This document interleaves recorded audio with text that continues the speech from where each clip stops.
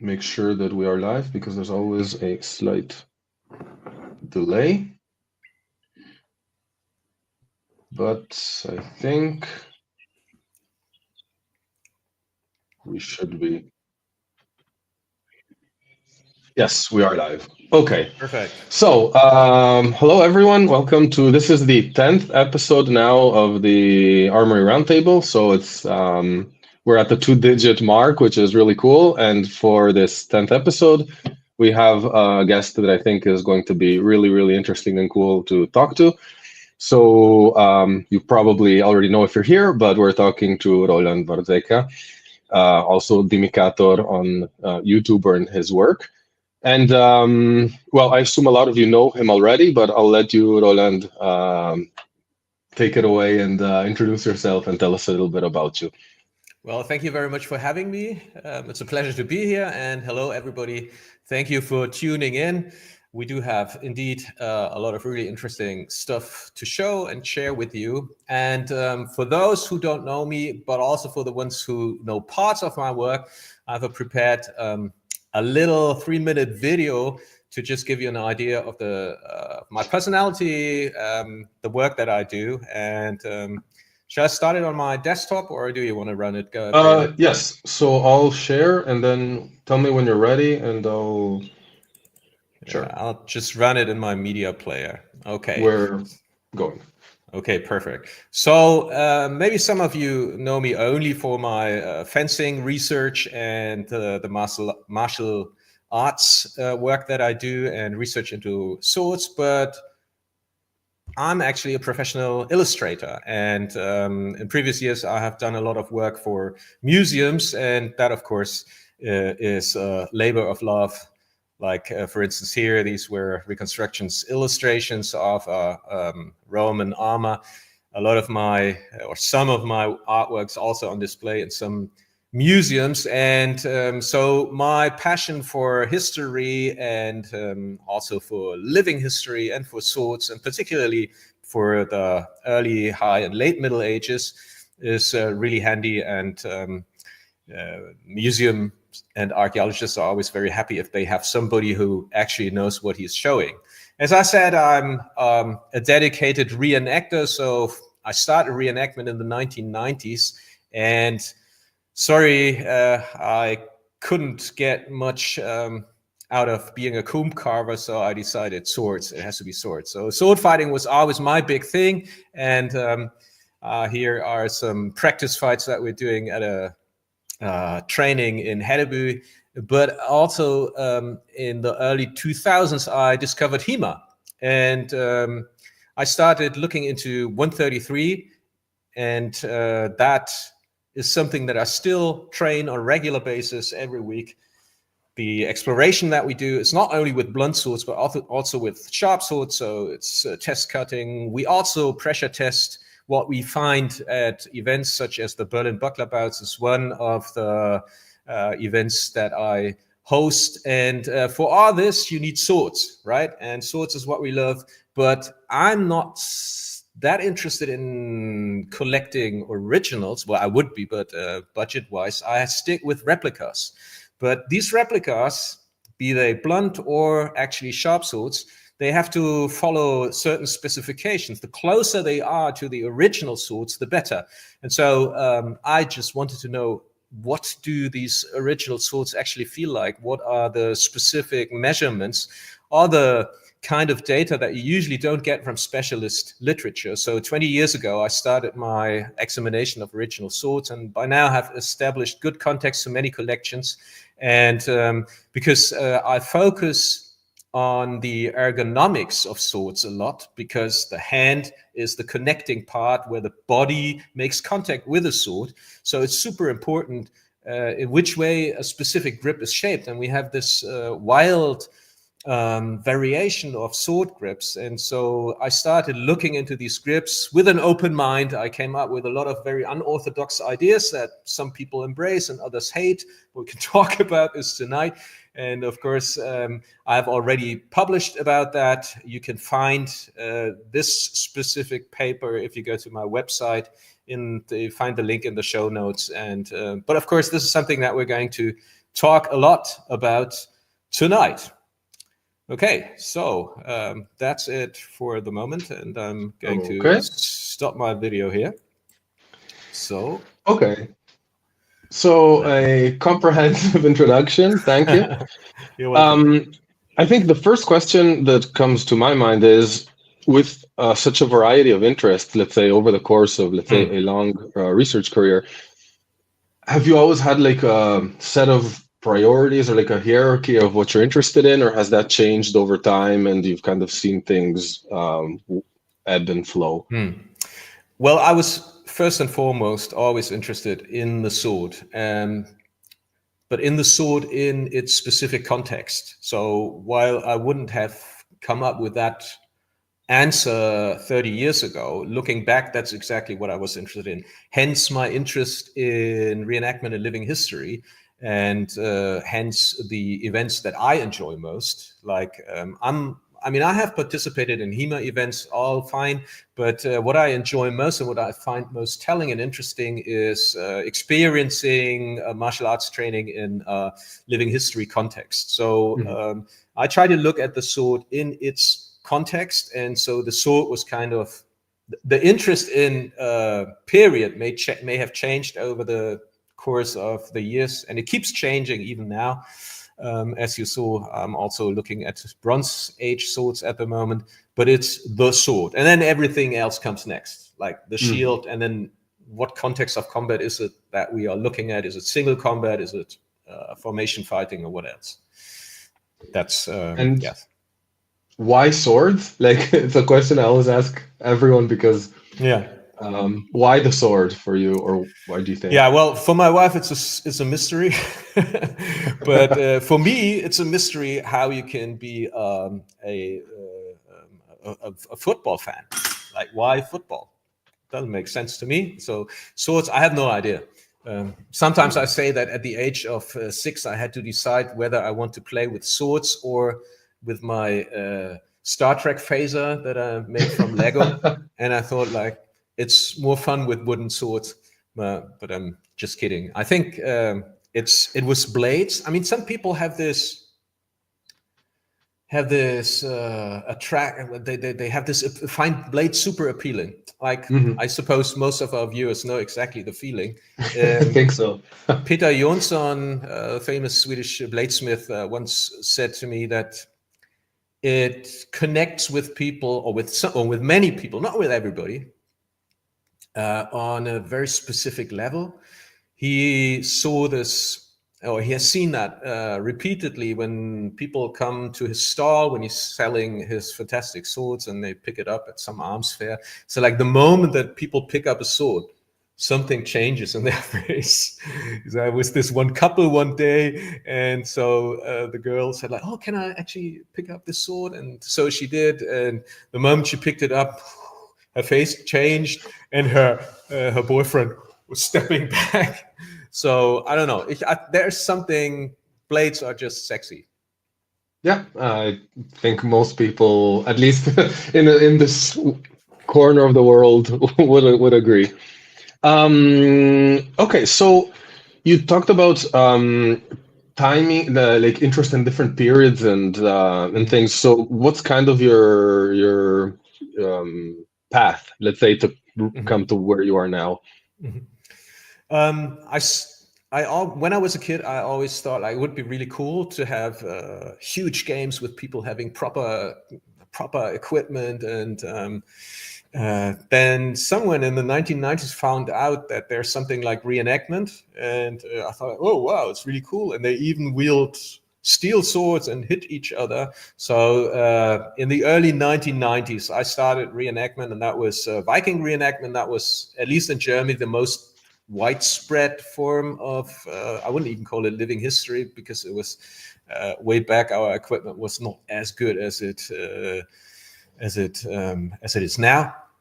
But yeah, this is something that really appealed to me. I found like-minded people. Later, I found out that people have all kinds of motivations to do reenactment. But for me, it was the fact that they met each other and played with swords, and I thought that was super cool. So that was in the 1990s. And as I've already said, At one point, even though this was wild fun, I thought like, okay, but it's kind of eclectic and also artificial, because I was interested in the reality of historical sword fighting. And of course, everybody's aware that a sword has to be sharp to begin with to be called sword, and our swords were sharp, the proportions were off, and we were not allowed to hit each other in the head. There were certain target areas. So that's where my research started. I was looking at the weapons. Why do weapons look like they do when you go to a museum? And B, I started my pursuit of martial arts proper. That was traditional martial arts in the beginning. And then in the early 2000s, I discovered HEMA. Cool. And so coming from a background as an illustrator and starting to do research, like serious research, let's say, into swords, how did you find the accessibility to the academic world, let's say? Because I noticed that a lot of the people I talk to who are seriously into swords, you would expect everyone to have like PhDs and stuff and be super, but that is not really the case. So it seems to me like it's a very open, or relatively open world, at least. That depends a lot. First off, I started maybe almost more than 20 years ago. That was when I went to a collection for the very first time, and at that point, that was at the Swiss National Museum in Zurich, and I went to the museum because I knew that they had a couple of specific swords in their collection, and I went to the collection, or the exhibition rather, and I was super disappointed that there were so few swords. Like, I guess every one of you knows the feeling. So I went back to the ticket office, said like, where are the XYZ swords? And she said, well, you could ask in the library. So they have a library that's attached or connected to the museum. So I went straight there, asked them, and she said, well, I have some books about the Sempach swords. Shall I photocopy some pages for you? That would be terribly nice, but where can I see the actual swords? And so she handed me the business card of the curator, Dr. Matthias Zen at the time. And well, just call him up. And so I did. And there was this really nice gentleman on the other end of the phone, and said, was delighted that somebody was interested in his swords. I said, well, how long do you stay in Zurich? I said, well, 2 more days. Well, let's meet tomorrow. And so I came back to the museum the other day and climbed up this staircase in I think it's a 16th century building that they have. At least it was a really old tower. And then he opened with his keys, and this door slid open and went right into this James Bond-like giant hall with all these steel cases with all these weapons, like thousands and thousands of weapons. And so, yeah, that was the very first time. And he was absolutely kind and supportive and helpful. But it's not like that everywhere. Like, I mean, some collections, particularly, but not exclusively, a few in Germany are really not particularly helpful. And other collections where I have already established contacts, so I know who to bring up, and I can make appointments to go to the collection. Their curators just say like, okay, it's good that we know you already, because these days they don't accept any more people coming from the outside. And that is because they don't have the personnel. They're so short on people to actually take over the noble task of leading interested parties through the collections. Because, I mean, honestly, those museums, it's probably the same in Italy as it is in Germany. Most of them are state-run, so they are paid by our taxes. And the martial cultural heritage that they are responsible for is not their property. It belongs to the state. Sorry, it belongs to the state, of course. And most curators are totally aware of that. And they, like, for instance, only recently when a friend asked me, a fellow swordsman in Berlin asked me, well, how do we actually get into a collection like that? I was like, I apply here and here. And in the end, they managed to go with their fencing club to the collection in Berlin. But the curator who gave them the tour is retired by now. And there's nobody there who took his place. So that's a huge problem these days, that they turn down groups or independent researchers simply because they don't have the resources personnel-wise. Okay. So in the meantime, we also have a few comments. I think going back to the reaction of the woman you described holding the sword for the first time, we have yes, and we also have a description of the glow. So yes, Yeah, again, I think you that's are a good correct. one. I nicked that one. The glow. Yeah, absolutely. And Elmsley, I think, picks up on your James Bond comparison to to yes. I think I would not even drool. I think I would faint if I went into Hey, such James. a. Nice to have you here. Yeah. So okay. So Now that James mentions that in the comments, talking about drooling, this is something that people ask me quite often.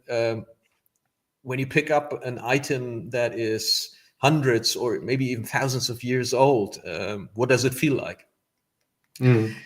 And unfortunately, it's a bit like sex. Because it's great fun each time, but the sensation of the first time wears off. So it's particularly when you study it, particularly when you look at an object and you have limited time. Like I have, I don't know, like 5 hours, and I know I need at least 2.5 hours for the drawing. Then I have to take the measurements, so I have to hurry up, and then the sensation wears out, unfortunately. But I keep reminding myself, particularly when with somebody else, I would look at the notches. Like one thing I do with swords a lot. Now this is a pen knife, but I would look at it in perspective, and then you can see whether the edges have bevel, and this is how you can tell whether there has been resharpening.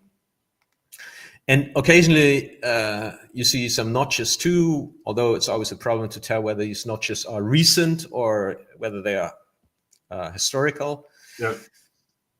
And then you think like, okay, so this sword has been resharpened. So it was definitely used. Was it used in practice only? Because, I mean, swords wear out in practice too. You need to resharpen sharp swords when you do fencing training. But of course, these were not made solely for training. They were made for combat, or even worse, for just butchering people. And so when I see something like that, I think like, okay, so we're looking at this specific part of the blade. It may actually have been in somebody's neck at one point. And, so more than considering that these are age-old objects, I think it's particularly for us enthusiasts, it's important to remember what they were made for.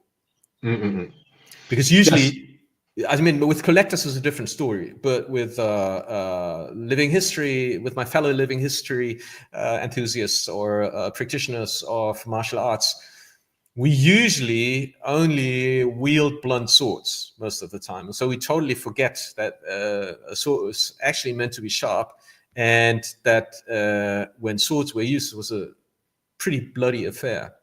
Like recently I cut myself on the clamps of my Viking shield, pretty incompetent injury in training. And so my hand was bleeding over and over, and because the blood was going, and because I kept moving, my hand and my sword grip was full of blood.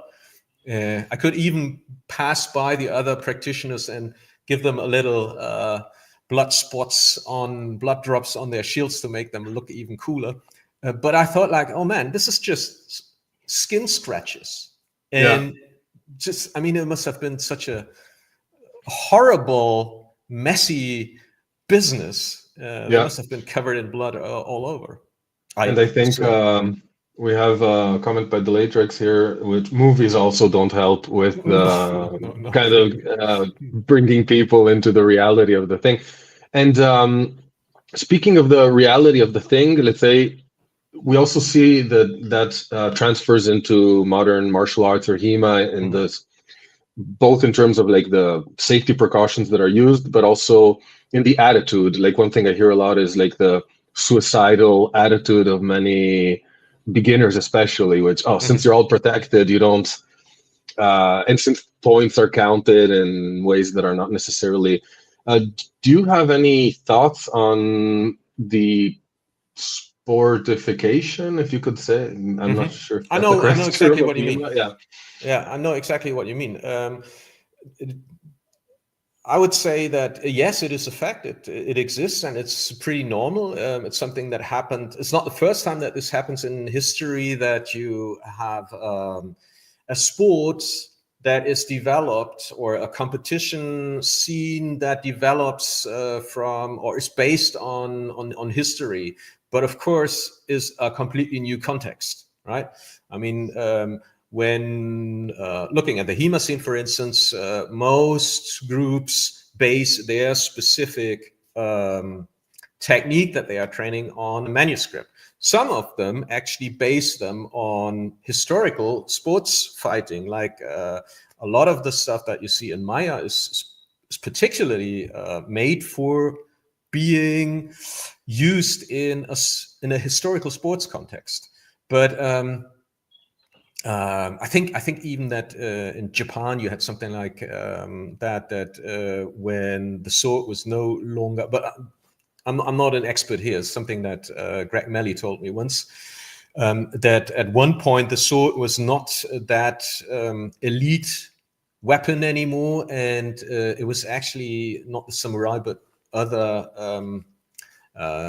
citizens who developed competitions because they wanted to see, they wanted to test their mettle, and that's when the sword, the original idea of the sword, inevitably leaves its original context, because it was originally made for fighting or for killing, for mutilating people. And of course, that's nothing that we actually want to do, but that's the original context.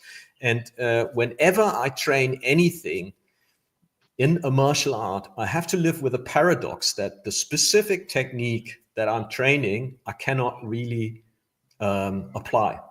Because my training partner wants to go home in one piece too, so naturally, yeah. So this is, but that's this paradox is not only true for our age; it's also true for the time when people actually did fight with swords. So they must have had their methods to train, and this is something that I'm interested in, because I'm not. I know, or I hope that I'm not going to be in a true sword fight.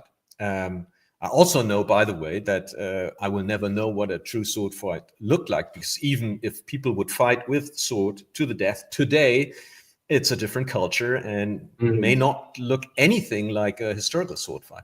But they must have trained in one way or other. And so this is when for instance, I do the living history stuff and people or the tourists come, I explain that we have no idea how they actually fought, but we think it looked something like that because of this and this and this and this. And what we do here is a way of training, and maybe some of their training looked remotely like what we are doing here. So sportification is a different context. The weapons are blunt to begin with. There's a lot of protection, and protection instantly changes how you behave. Like for instance, I mentioned the fingers that I cut, right? So I've got the shield here, so I'm going to show you that, Clems. Just hold on a second. Absolutely.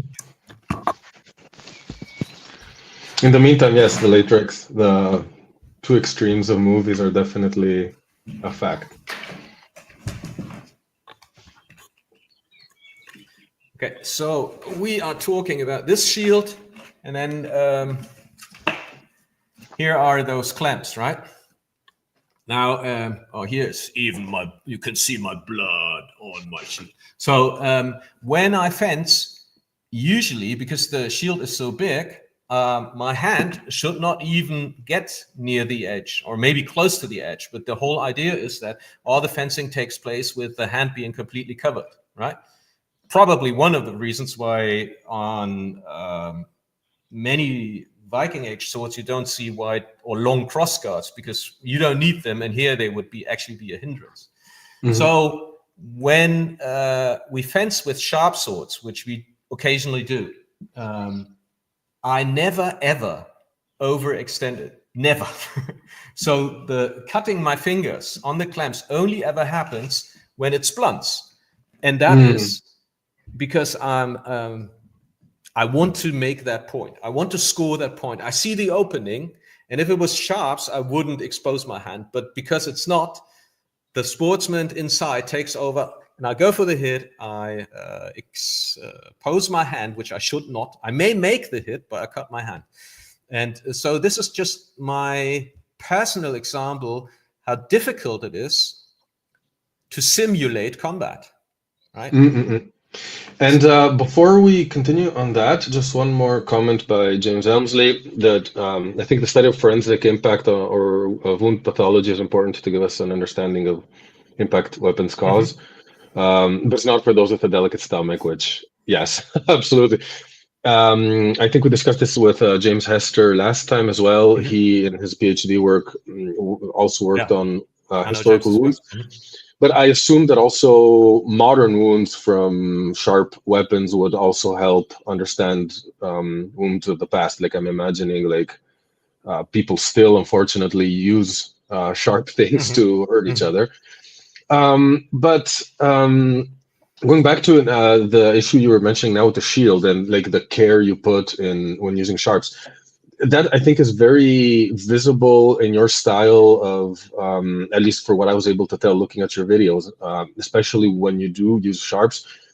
It's an extremely smooth and careful way of fencing. And how much do you think that corresponds, like this kind of fluidity of movement that you guys seem to have, how much do you think it corresponds to the way people would have actually used those weapons in the time? Or do you think it's inevitably a modern interpretation, let's say? Well, all that we do is a modern interpretation by default. So we can't change that. And even if somebody came up with a perfect interpretation, he wouldn't know that he did. We have no means to actually say what historical combat with swords actually looked like. But we have academic approaches, so we can build up a chain of arguments and say, like, so this is my result. I think this makes sense because of the shape of the swords, what is said in this treatise, what we see in this miniature, and given the fact that I have tried it, I don't know, in period clothing and compared the results of our fencing with forensic data. And so you just all we can do is just take all the data we have and put it together and put it into perspective. And because it's martial arts, and as I said, because we have to live with the paradox of martial arts training, we try what some people call triangulation. So my old martial arts master said, like, you fight the way you train. And then this wasn't about swords. He was and it still is working as security personnel. And so the way you train is the way you fight. So that means if your training has artifacts, which it naturally has, because either you're not wearing protection, which means you have to hold back, or you are wearing protection, which means you may have a completely wrong mindset and you don't have the psychological impact. You may use blunts, which means you can actually cut over the chest of your opponent, make contact, or you have sharps. So the reality of weapon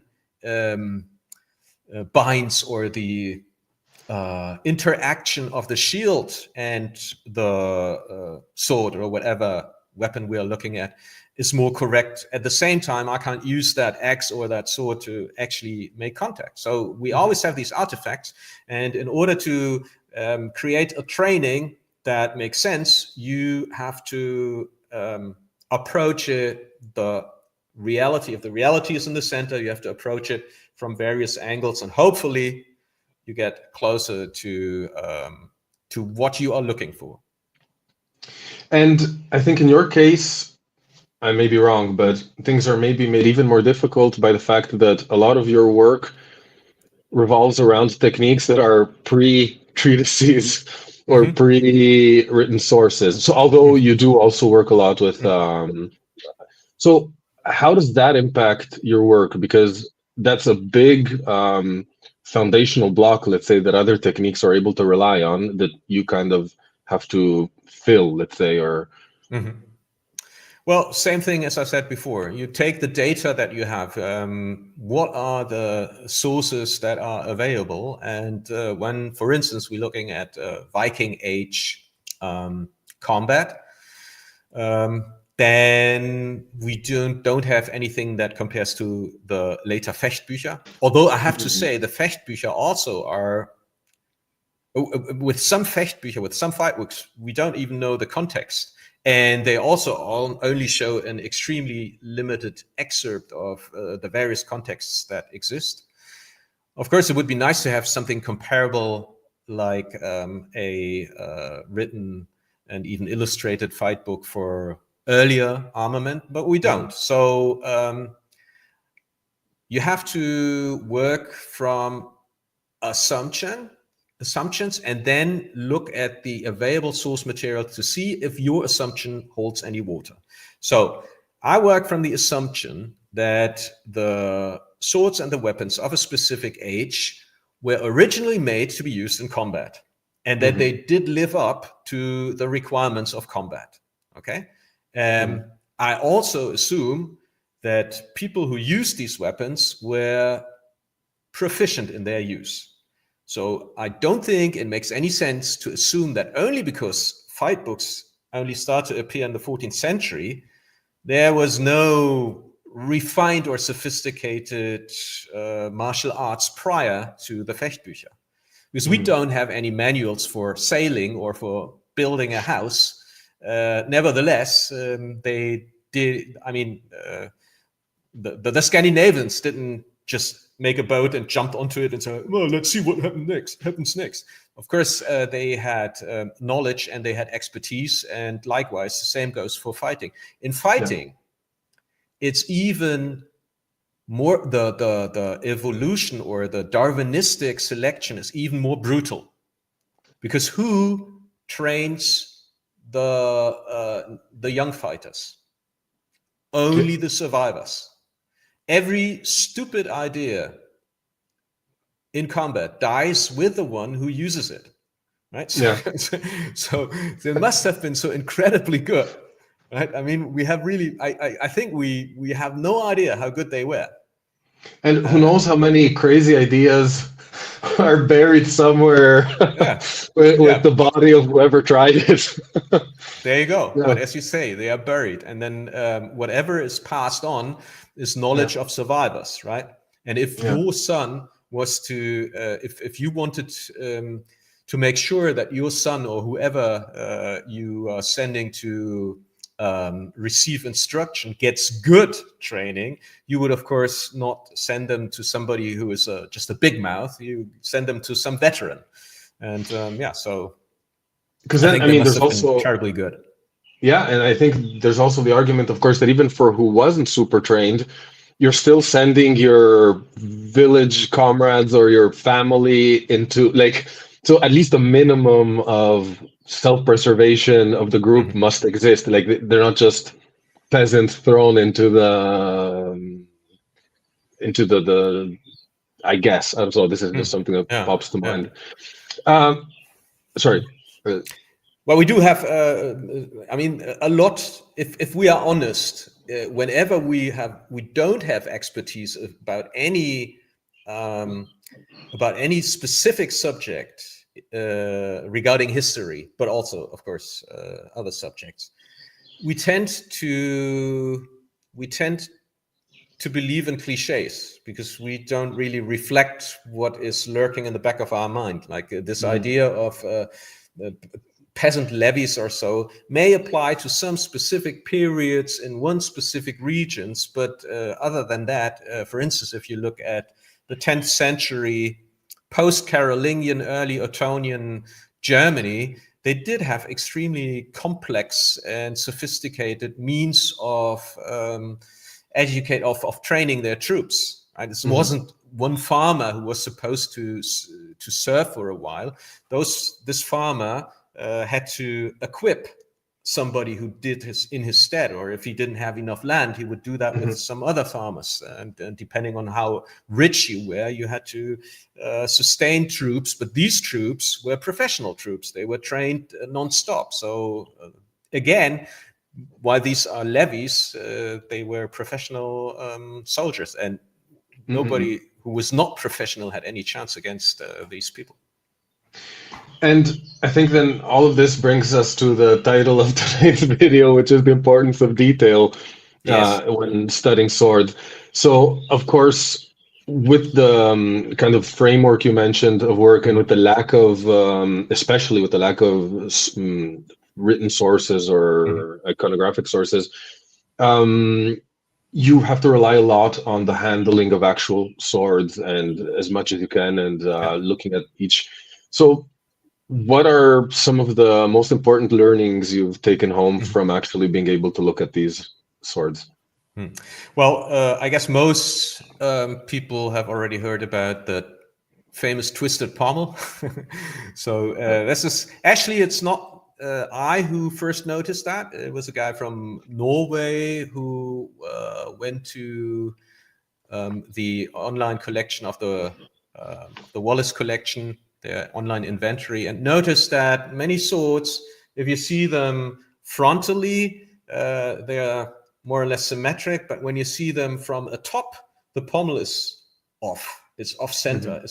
And of course, there might be all sorts of reasons for that. But if this was accidental, you would expect a certain range of twists. But it seemed like they were all the twists were all counterclockwise, save for a few, like every sixth sword or so had a pommel that was turned in the other direction, and was always more or less the same nuanced twist or offset position.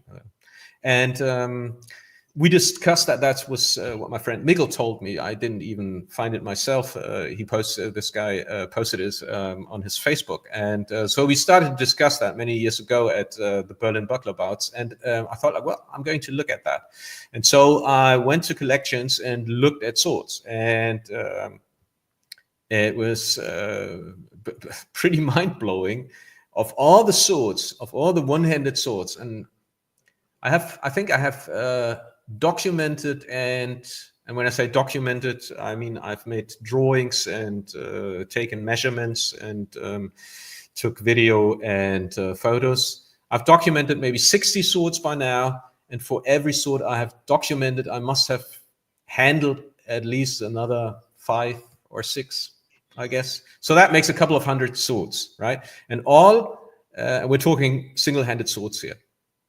And all the swords which allowed for an examination of the positioning of the pommel, if they were one-handed, and it didn't matter whether this was Carolingian age or Viking age, or if this was high medieval or even late medieval, if the pommel had a certain size, they were always slightly twisted.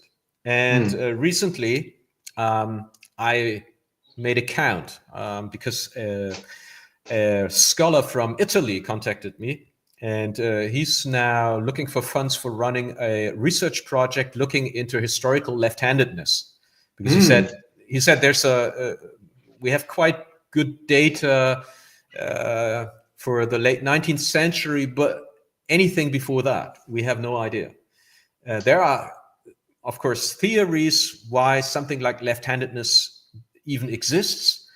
And it's also common knowledge that with we have 10 to 11% of the population is left-handed, while in certain sports like martial arts, but also in very fast ball sports like ping pong, I think even baseball, left-handers are overrepresented in terms of successful practitioners. I think in ping pong, it's even 40% of the elite players are left-handed. And in martial arts, you tend to have some 20% or so.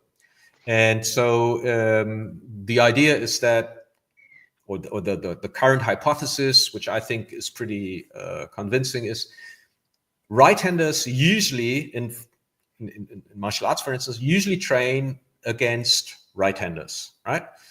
But left-handers usually train against right-handers too. That means that when a right-hander meets a left-hander, for him it's a novel situation, or one he has not trained very often, while for the left-hander it's a standard situation, which gives the left-hander a training advantage. I think that's true because when you see left-handers fighting left-handers, pretty ugly fights, totally incompetent, because of course left-handers train against left-handers even less. Well, anyway, so this is this scholar wants to find out: are there any? Do we have any data that could tell us the distribution or the proportion of left-handers in the past? And he found my YouTube videos about the handedness of swords, and so we got in touch, and that's when I started to make a count, and turned out that the proportion is 5 point something to 1. Right-handed swords versus left-handed swords, which is exactly, which more or less matches what we see in martial arts. Actually, I think it was more like, well, I have to look it up again, but it is pretty close to what we see today in martial arts regarding the swords. So that's super cool. As a left-handed person, I can't wait to hear more about this this research. In the meantime, I had a comment to catch up on with a question, I think, about when you were talking about the angle of the pommel tilt. So Nevis mentions that they're also fairly consistent as well, something like a 15-degree 15 offset. sounds like a lot, really. Sometimes they're extremely subtle, because it also depends on the shape of the pommel. So I would say, rather, if I was pressed to give an average, I would say more like 3 to 7 degrees. So it's super subtle, which means we are in an area where you could start like, oh well, 3%, that's really not really convincing. But for anybody who's never seen that, I'm going to show you the effect and how I actually test it. Because if my hypothesis that a specific twist of the pommel makes the sword more convenient to hold for a right-hander or a left-hander, then if you take it into the other hand, everything should be much worse. Right, because it would just simply enhance the effect that the twist is supposed to counter. So I'm just giving you a short explanation by getting a sword. Yes, and in the meantime, we have a James Elmsley proves he could have a career in stand-up. So.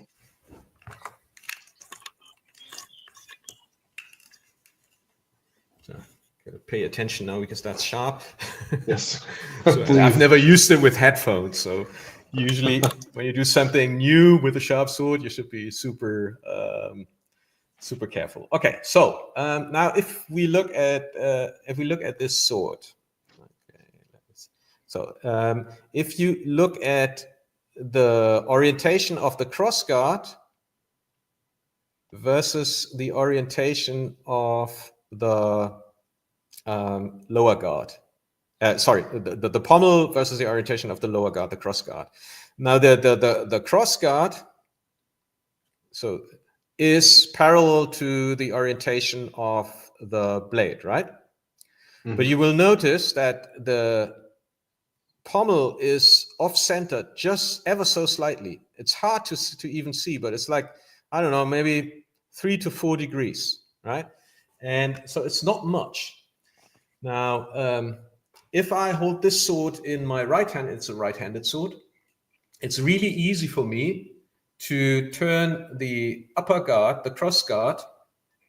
I have to make sure that I don't cut my webcam. It's easy for me to turn it to a 12 o'clock direction. Why is that important? Well, the 12 o'clock direction orientation is not important, but it's important to be able to align the sword or the to align the sword in such a fashion that when I cut with it, the edge is in alignment with my ulna, and also that when it travels through the air, this edge travels on the same path and on the same tier as this edge. Because if you, of course, I don't want to hit anything with a flat, and also if I cut into something and the sword is slightly canted, it doesn't cut very well. So this importance of correct alignment, of correct blade alignment, is something everybody knows who's ever cut with a sword, right? So at least this part is something that pretty much everybody agrees on who's ever done any tamashigiri or whatever the cutting medium is. Now, the swords that we know follow the aesthetic ideal of symmetry. Yeah. So basically, that's a symmetric sword at first glance. Now, the gripping hand is not symmetric. Okay. So while this part is the connecting part between the blade, which is supposed to do the damage, and the hand, which belongs to the wielder. So a lot of thought must have gone into this part. So how does it accommodate? How does it best accommodate the asymmetric hand? Because when I grip the sword, okay, and if I extend it, right now, assuming that this is the right way to extend the sword, which makes sense because now it becomes an extension of my arm. When I pull with these fingers, they press the pommel in this direction. But at the same time, this muscle here, as I grip, pushes the top part of the pommel in the opposite direction, which results in a twist. So there's a pull and a push. So that means the pommel is twisted. Now, if the pommel was absolutely parallel to the upper guard, then I have a subtle twist, and I couldn't, if I wanted to, I wouldn't be able to align the sword the way I wanted it. I would always have to make up for it by turning it a little bit. But it's really easy to counter that by just simply turning the pommel a little bit. So that's a super easy adjustment, right? Now, if that theory holds any water, we can make the litmus test. And I do the same thing with my left hand. And with the left hand, you can see if I hold it exactly the same way, everything becomes worse. That's totally off. I would have to turn my hand in a really inconvenient fashion to straighten the blade. And this is what I usually do. I just pick up the swords. I hold them in my left hand. I hold them in my right hand. I have specific ideas what the design is for. So I don't think they were held like that, because you can cut like that, but it doesn't make much sense because you can never make the, let me see, I'm looking at my monitor. You can never make the sword a straight extension of the arm. Okay, and so anything that I hit with my point now, the recoil goes here. Okay, so I don't transfer perfect pressure into my point here. So, but if I wanted to use the complete length of my sword to have maximum reach, I can just simply let it slip forward, and then this design makes perfect sense. So everything that was kind of a mystery before, the short grip, the strange shape of the pommel, all of that falls into place. Okay, so yeah, so that was like a crash course in my ideas on ergonomics. Which, I mean, make a lot of sense, because I think especially compelling would be the switch to the left hand and then seeing how the alignment is increased in it. Yeah, exactly. But playing, let's say, the ignorant devil's advocate, someone could say, okay, but we also know that craftsmanship at the time was, we see all these even really high-end crowns and things, and they're all a little bit wonky and weird. So yes, a lot of them are tilted, but why would this not be, let's say, artifact of manufacturing, let's say, or like the filing guy is left-handed or right-handed, so so what would you say to this? Well, of course, of course, this is a consideration of mine too. I mean, in general, sometimes it's really crazy when you look at the high-end craftsmanship. Like, for instance, recently I saw a salad, a 15th century helmet of the original one, and it's pretty well known, but there are no images of the inside on the internet. When you turn that thing around, you can see all the hammer marks, and so they just didn't bother because it was the inside. Let me just put this away because it's kind of strange sitting here with a sharp sword over my head.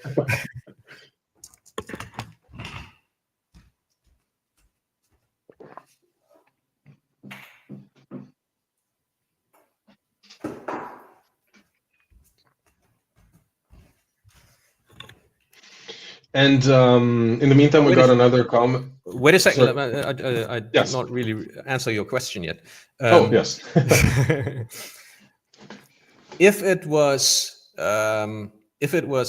because the craftsmen, like the smiths, were either left-handed or right-handed, that would mean that smiths were unable to do it correctly. Okay? That's not very convincing. Also, because this particular sword was made by a smith too, and I told him to specifically make it that I get exactly this angulation, so it's possible. I know that a lot of modern swordsmiths say like, well, it just happens. It just happens. But even if originally it was a mistake, which I doubt, even if originally it was a mistake, and you have, as a swordsman, you have handled a sword like that, you want all your swords like this. And so how quickly would that spread? Oh, Twisted Pommels, cool idea. I mean, that's going to, I mean, they thought Ulfbeth swords were cool, so you see them everywhere. So at a specific age. So even if it was originally a mistake, and modern swordsmen tend to have a preferred, even if they are unaware of my research, they tend to have a preferred side with many of their swords. Like I always hold my sword like this because it just feels better. So as soon as you are a professional user and you have specific ideas about what your sword should feel like in your hand, you want your sword to be exactly like that. Then the other thing is that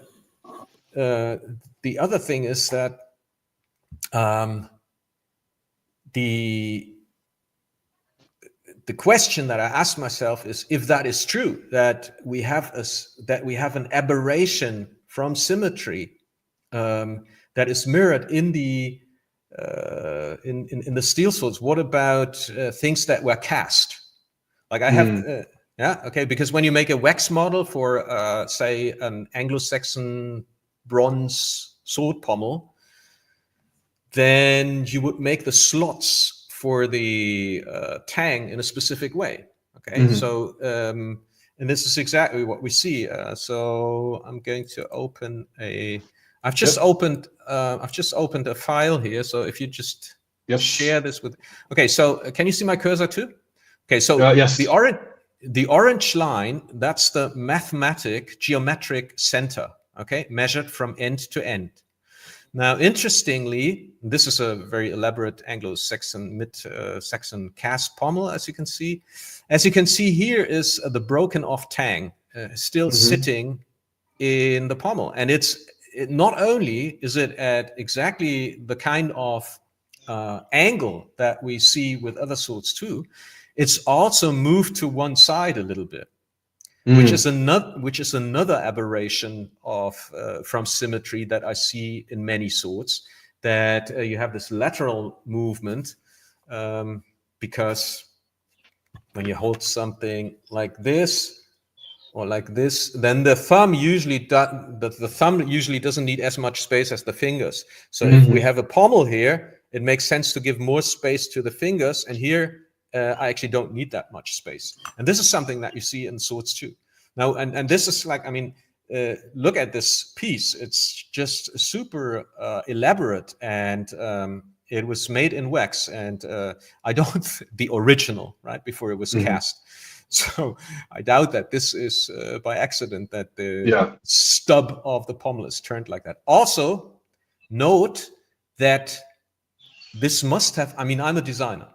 I think this was planned all along, because if we now look at the central axis, the geometric axis, you can see that the optical axis, when you look at the design, it follows the orientation of where the grip would start, where the tang is sitting. So you see here, that's exactly above. Yeah. So, and this is the center of the design where my cursor is sitting. So they moved the whole design, which is a center axis design. They moved it. It's oriented towards where the tang is supposed to be, not where the geometric center is. And this kind of concealing by design that we're pretending it's symmetric, but it's not really symmetric. I see that in a number of swords. And so that's it's only confirmation that it's not by accident. It's not because somebody's left-handed or right-handed. It was carefully planned like that.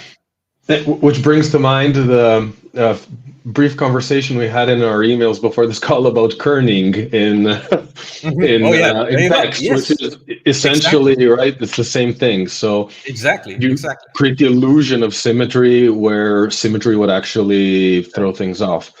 Let me see what else I have here. Yes. Okay, this is where just some I quickly compiled. This is a great one too. So that's a Carolingian sword and has approximately the same twist as the one that I was just picking up and showed into the webcam. This is one which I didn't wield, but just filming it seems to indicate exactly the same twist. This is a bit odd to see, but ignore the cross guard. If you just follow the plane of the blade and the tang, then apparently this pommel is twisted too. Here are a couple that I compiled for you, and because that was for a Viking Age conference, all these are early medieval, but you can see consistently they have all the same kind of twists. And also, if you look closely, you will start to notice that you, like this one up here, one of the arms is folded up a little bit, and it's also slightly longer. And this could be a coincidence, but when I look at other swords of this type, they all seem to have that. If we look down here at the Brazil nut pommel sword, same thing.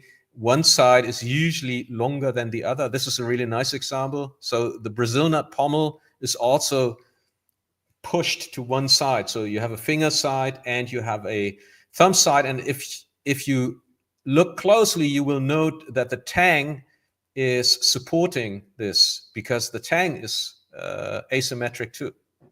Do you notice? Yep. Same thing with this type V sword from near Hedeby up here. This probably was the finger side, and this probably was the thumb side. And the design of the pommel cap is also aligned to where the tang sits, not to the geometric center, which would be somewhat here. So again, this particular sword, I didn't check with that lousy photo. I checked with the actual archaeological drawings. This is another example for concealing that they were using asymmetry and just pretend that this particular design is symmetric. This is pretty corroded, but same thing. This is an interesting. Oh, this is cool. This is interesting because this is not twisted. Okay. This is not twisted, and this one is not twisted either. So there are a few designs which already are work both for left-handers and for right-handers. So like with this type Z sword here, it feels nice both in the left as well as in the right hand, because it has this massive globe that sits in your hand here, and then you can see that the pommel has a pretty steep canoe shape, so it nicely molds into the hand. So with this sword, it's not required to have a twist. And the same is true for swords with wide but very flat pommels. They tend to have, if you look at them in cross-section, they tend to have a flat side and a slightly beveled side.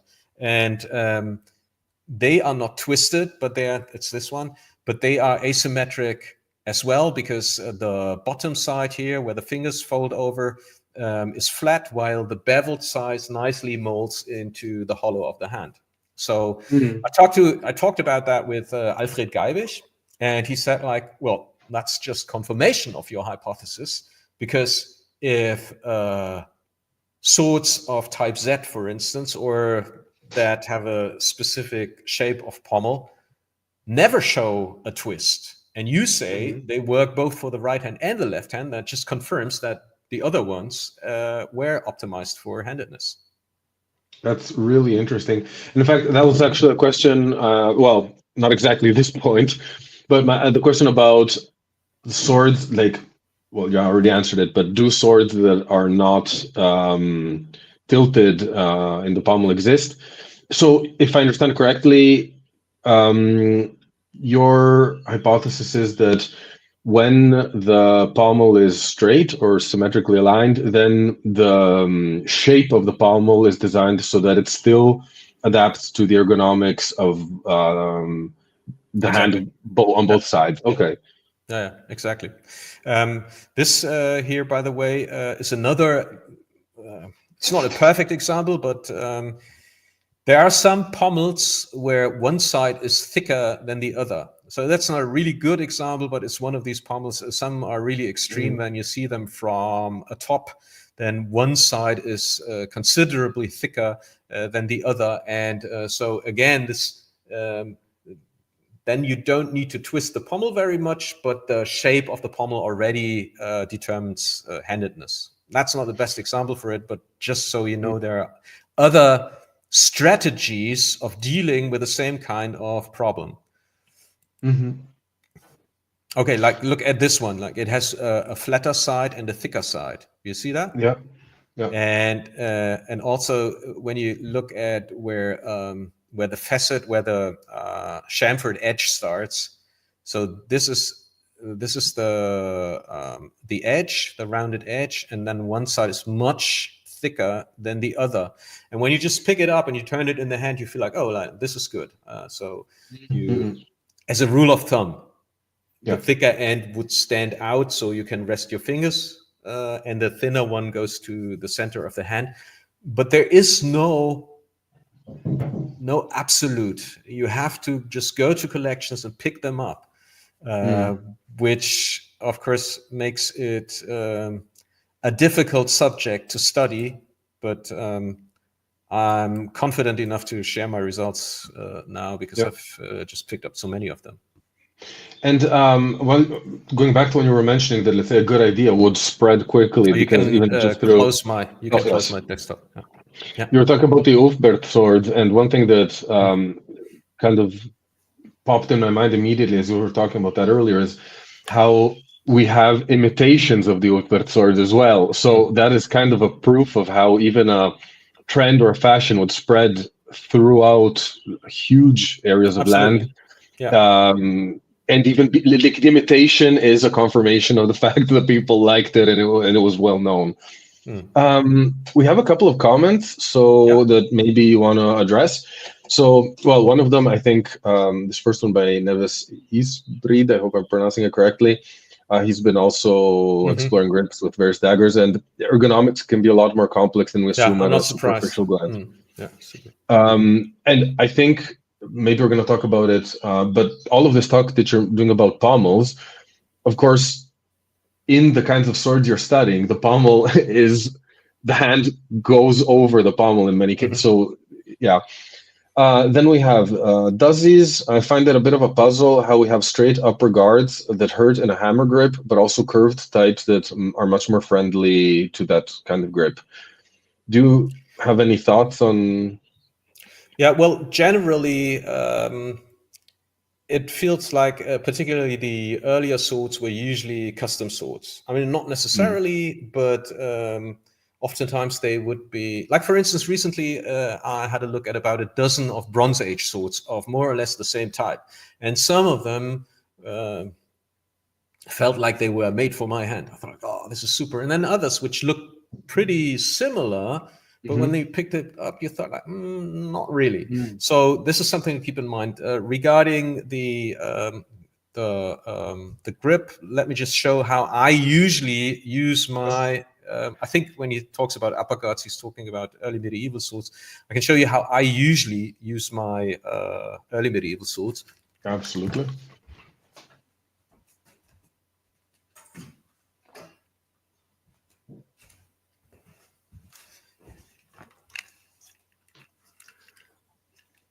So now this is a blunt type 2 training sword. And what is interesting is that you can actually lock your hand between the fittings, but I don't lock it like this. I usually lock it like this. So I press with the thumb against the top terminal of the crossguard and hold it like in a pistol grip, right? I mean, it looks very much like a pistol grip, doesn't it? And then you also note that, particularly with this sword, all these bizarre shapes of this flamboyant pommel look pretty ergonomic suddenly. So we have this ridge here where the small fingers can nicely fold over. So this is how I usually hold it, and I don't change grip with this kind of sword. I used to do that. Specific blows I would do in a thumb grip, because that's a very typical kind of grip that we see in the Fechtbücher. But it's very inconvenient with this type of sword because it digs in here, and apparently this pommel wasn't made for this grip. But we found that with this type of hilt, you can actually do all the blows that you want to do. So I have to take out my headphones, and I just keep talking. I hope you can hear me. So not if you can still read me. Good, very good. Yes. So I don't change this grip much. So if I want to do what is called a Twerhau in the German tradition, where you usually strike with a short edge. So I'm turning my sword in the hand and then strike with a short edge. This horizontal blow is particularly well suited to counter shield fighters, because now the attack comes on the opposing side, and I may even be able to thrust over the shield edge. But the way that I get to this position is unnecessarily complex for this kind of hilt, because you could instead of doing it the late medieval way by rotating the whole sword in its axis to get to this position here, you could just simply keep it as it is and do the same thing just by bringing the thumb to a different position. So I'm using the short edge here. The long edge. So look again, long edge. And I'm going to exactly the same position as before, but now I just simply shift my thumb. So instead of turning the complete sword to get to this position, I just simply put my thumb here, and then I can go to exactly the same alignment. Turned out that I don't even have to shift the thumb when I do the strike quickly. And if the image goes dark now, I have just killed my webcam. So if I just do this kind of quick slice, I actually do it with the hand locked in this grip. And this is super powerful. It looks like nothing, I know. I tried it out on a dead pig, and that was actually a demo. So there were people looking. So I thought, like, oh, this has to be really, really good. So I focused on my cut, and I struck the pig thigh, and it just went Nothing happened. I thought, oh, this is embarrassing. But the moment I did it, I noticed that I made a mistake. My hip alignment wasn't correct. And I realized, okay, you got to concentrate. So I did the same thing again, did everything correctly. And then I created a cut that was this long and this deep. So I could put my hand in there just from this, what looks like a flick, just this short motion. Sorry, I had the wrong grip, so this is the right grip. So just from this motion, I could create that cut. If I want to cut to your shield arm, in the German tradition, again, I would need a thumb grip, like this. Mm-hmm. But with this sword, I just keep this grip and do it like this. So you can still do it, but I just keep it locked in this. This is the same grip that I use when I cut to the leg from one side. So it occurred to me that you don't change grip that often if you don't have to, which of course begs the question: why do they do that in the medieval or late medieval tradition? And do you want to hear the answer right now? Yes. Yeah, okay. I think so, yes. I think, I could put on my headphones now. I think the reason is because of the shape of shields or the size of shields. Like with this kind of sword here, the sword will always be supported by the shield edge most of the time. Okay. When I'm in close combat, then this edge is resting on the shield most of the time. So when it makes contact with an opposing blade, there is not much leverage, right? Mm-hmm. And I win this bind by using my shield. I can actually show you now that I have a shield here.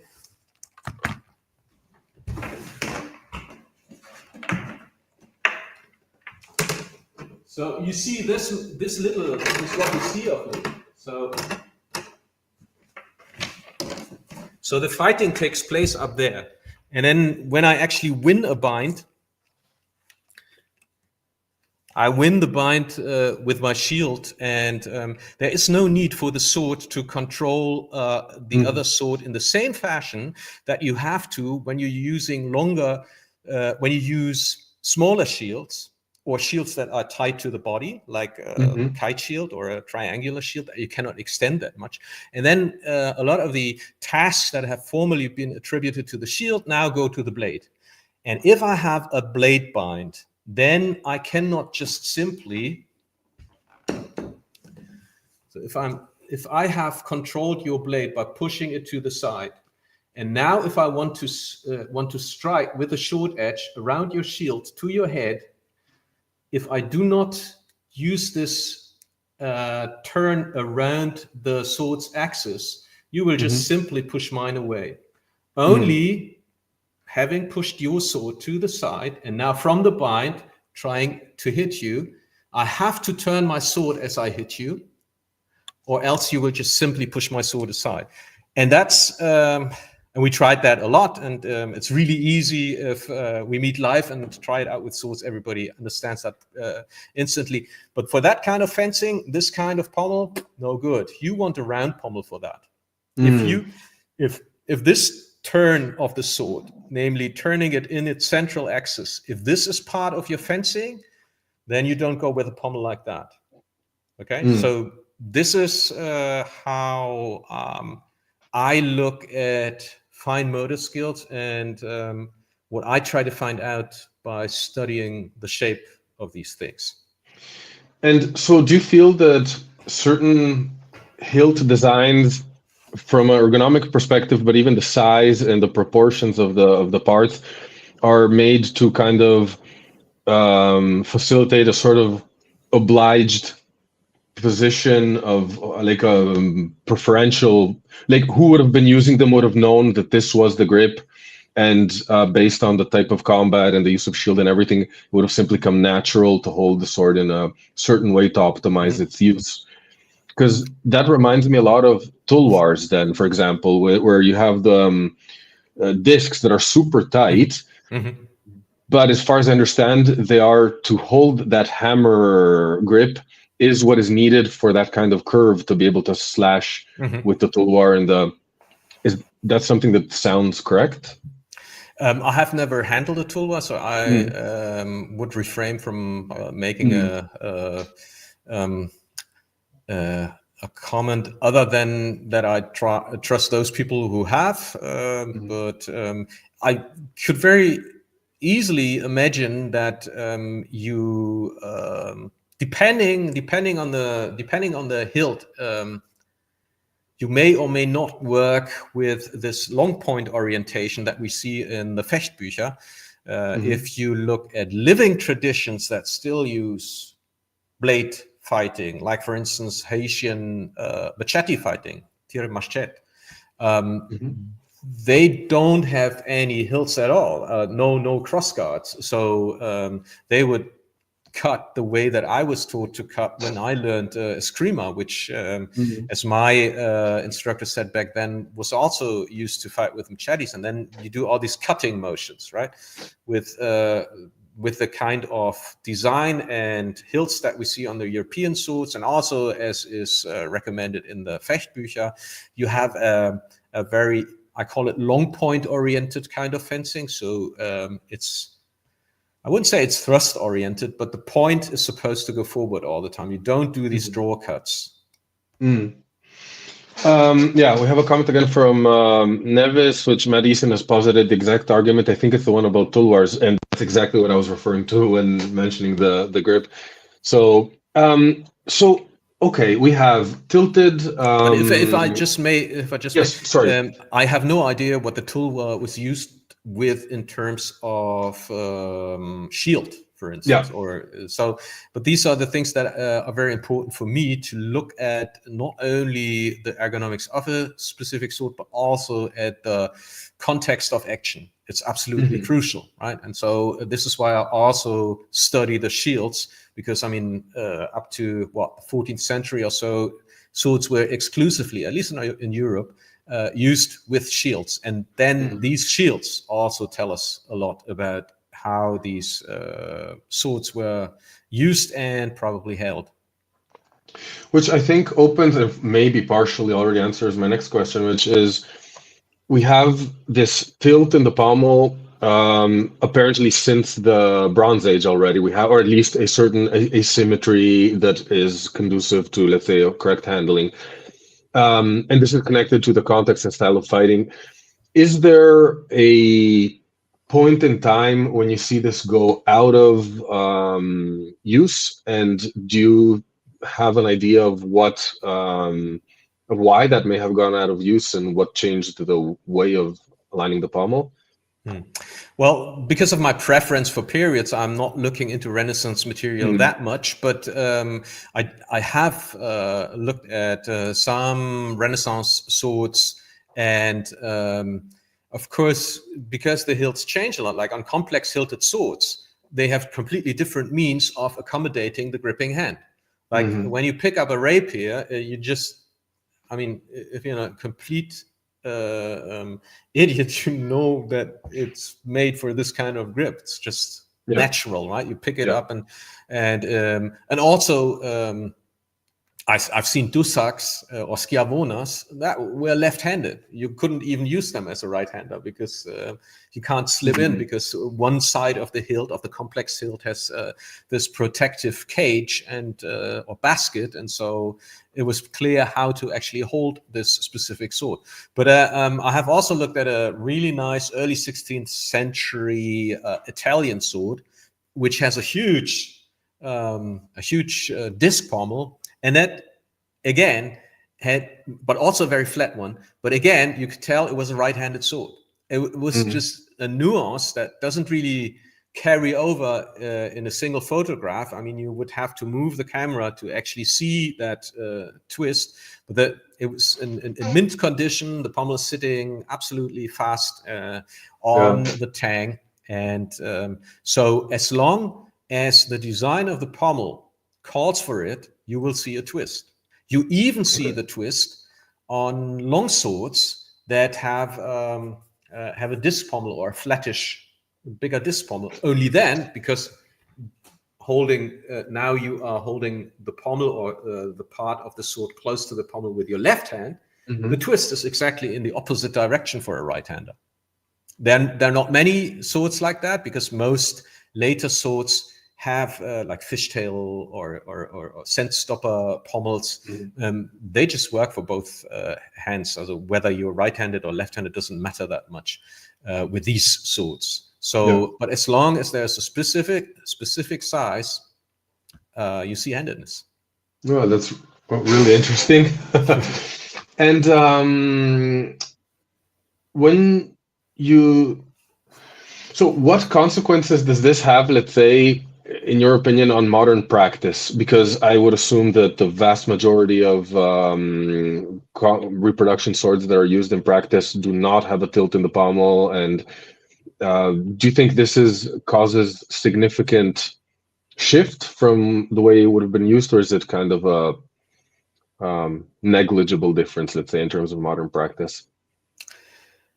Well, I can tell you that one of my fellow fencers at the school that I'm training at changed or customized the grip of his sword, and he said it's just such a big difference. Okay. And that was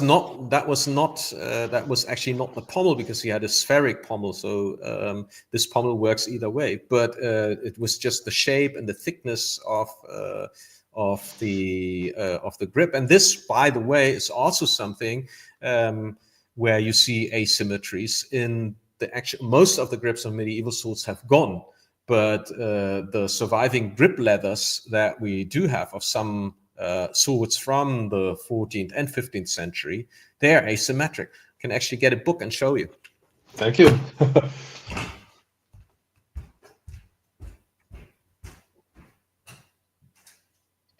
In the meantime, I'll just take advantage of this moment to say, if you haven't subscribed yet, feel free to subscribe to this channel, and of course to Roland's channel, Dimicator, as well, because, well, he creates some super cool content. I hope I do too, but I'll leave that judgment to you.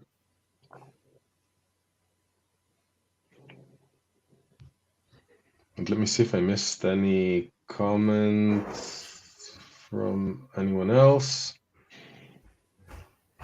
I think we kind of addressed most of them, though.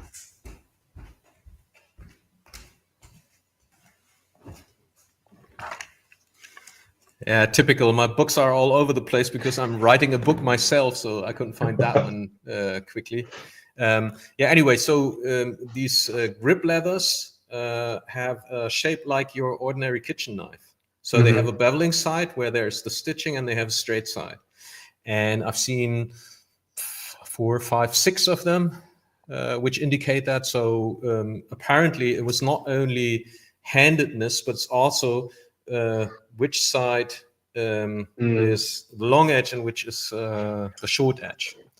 So yes, which might actually be the other interesting point to talk about now, because we've focused a lot on pommels, which is really cool.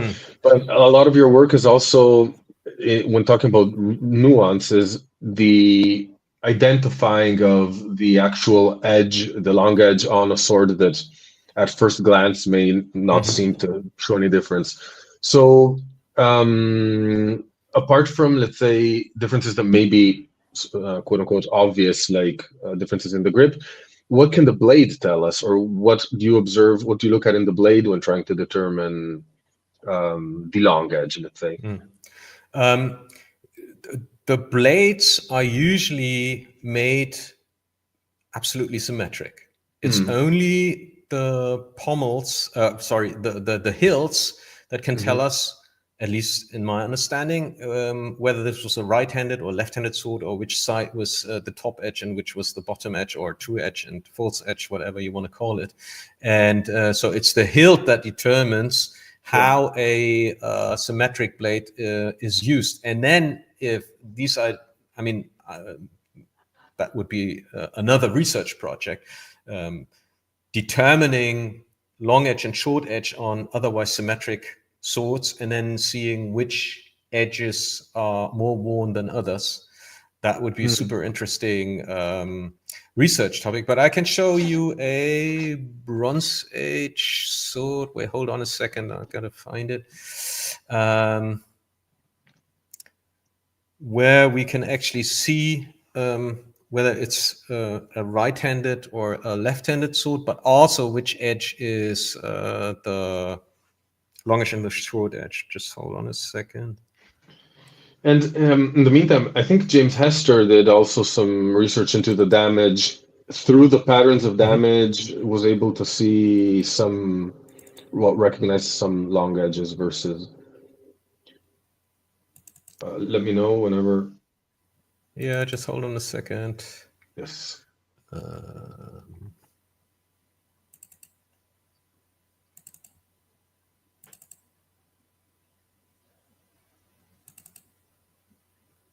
Okay. Now, if you share my, yeah, there we go. Okay, so this is the oldest sword I have ever examined. Oh, by the way, before I forget it, if anybody's interested in these drawings, you can actually, I offer them on my Patreon shop, so you can actually purchase full-size scans of these swords. It's only like my 10 or 12 in the shop right now, but if you want a specific sword, take a look. You may find exactly what you're looking for in my shop. So this sword is not particularly long. It's interesting that it's so used. So if we look at this area here, if you can follow my cursor, you will note that here's a bevel. And on the opposing side too, the edges, they are not straight. It's very easy to see when you look at the sword in perspective. So this sword has been used. It has it's so use. And it also is interesting because it has, if you look to the right side, completely twisted pommel. And this is a great confirmation for my ideas because these swords were cast. All right, now it consists of various pieces, like the blade is one piece, and then the hilt is cast onto the blade and secured with rivets. But this pommel plate is twisted in a specific way, and also the flange of this pommel plate is not of equal width. So there are reasons for that, which I can talk about later. But let's look at the grip again. Now this grip has a straighter edge and one that has more of a belly down here. So when you pick up the sword and you turn it in your hand, it feels like the thumb wants to sit on one side and the fingers fold over the other. So if you just think about your average kitchen knife and compare the grip to this Bronze Age sword, even though this is extremely nuanced, if you take it in your hand, you will pretty quickly figure out which way you want to hold it. So we can be pretty sure that this is the long edge and this is the short edge. Now we saw use on both sides of it. So what does this tell us? I don't know. Well, it tells us that apparently they were cutting both with a long edge and with a short edge, and this is exactly what we see on the, for instance, Langes Messer in the 15th century. And the reason why I started to study these Bronze Age swords is because I wanted to find out, when did this whole concept of ergonomics on swords actually start? And the bronze swords are very interesting because they are cast, right? This means that the models for the hilts were carved in a much softer material. So if you want to make them perfectly symmetric, that's easy to do. But they did not. So and this pommel plate is really interesting that it has this twist, because this sword is really tiny, so it doesn't actually reach out a lot. I can, if you wait a second. Yes. In the meantime, I'll share comment by James Helmsley again. Quick dirty trick for spotting resharpening wear. Take your photo, let's say 2048 by 512 pixels. Open the file and resize it to 512 to 512. That will shorten the image Yeah. and show up where through distortion, I suppose, of the image, right? Oh, absolutely right. I usually just look at my monitor like this. That's the same. Okay, so let us look at this bronze sword. So I was wondering, when did it start, and why? And why are those bronze swords so extremely? The hilts of these swords so short. You will see when let me see, I just open that. If you now go to my desktop, you can see me picking up this this sword here. So you see it's pretty tiny. So it's like 65 centimeter long. And if you look at it, you can also see that the grip has a center ridge, which makes it really convenient to place your fingers, because you can always feel the center of the grip. And now just note how tiny the grip is, but it's absolutely sufficient for this sword. And you can do the typical Krumpau and the actions that people are familiar with from the German Fechtbücher. And here, if you just look at this, let me just go back a little bit.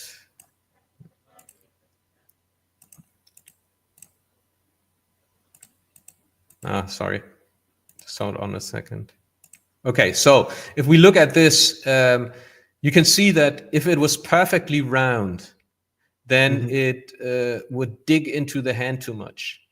So that's why it's oval and it's also twisted. So this is a right-handed Bronze Age sword. I tried the same thing with the left hand. It was nowhere near so nice. Also, the longer flange of the pommel plate accommodates and supports the pinky, while the shorter flange goes to the inside of your hand, to the palm of your hand, where you don't really need much material. So it's a perfect ergonomic shape. And really And do you notice anything in the design that helps support the position of the thumb in the sword? Just a thing that pops to mind. Yeah, you can have a there's another grip which I tried as well. I don't know if it's in this video. Let me see. Oh yeah. So okay. So this is great for thrusting. So here I'm changing from the thumb grip to another grip where you just hold it more like an awl or something like that. The support that you get with this kind of sword here, particularly when you thrust, the support comes from the center of your hand. And this is so if you just close my desktop again. So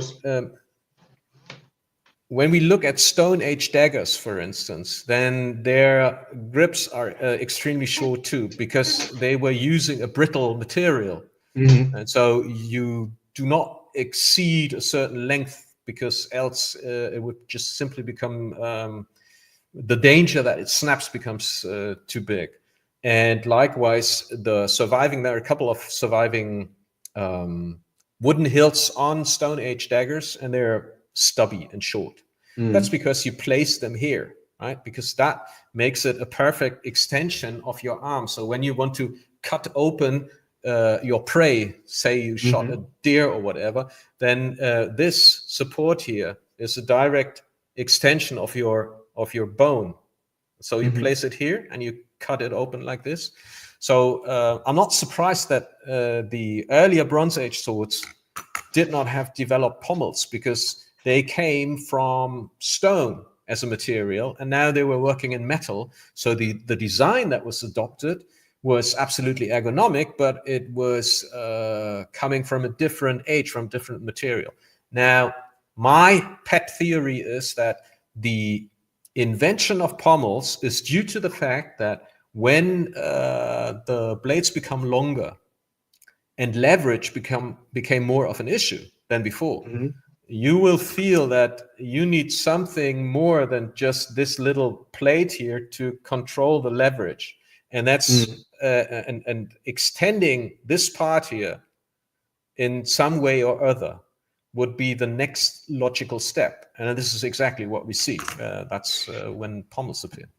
It's very interesting because in the video you showed, your handling of the sword feels very light and elegant. Not that other swords aren't elegant, but it feels in a way where you're exactly like you mentioned, not using like the leverage and and so even to me, just watching it, now that you mentioned this shift that you hypothesize, it seems like it's visible in the way you're handling the Bronze Age sword, because it's kind of housed in your hand and it's more of a, almost like you're using a paintbrush in a sense, if that makes sense. And also, we have to take into account that this was used with a shield, so you are working around the shield. So this was not as the swords could never have lived up to actual fencing, which, by the way, also goes for a lot of the early medieval swords and even some high medieval swords that people tend to forget when they buy their nice Albion sword or whatever, that steel, the development of a material that can even take the kind of beating that we see in the 16th century Fechtschule, for instance. That's a long process, right? And many of the swords in the Viking Age weren't even hardened, because they were experimenting, and the control of carbon content, that's just a development hundreds of years. Now, with the bronze swords, this particular one, the cool thing is that we actually do have about 100 surviving shields from that era.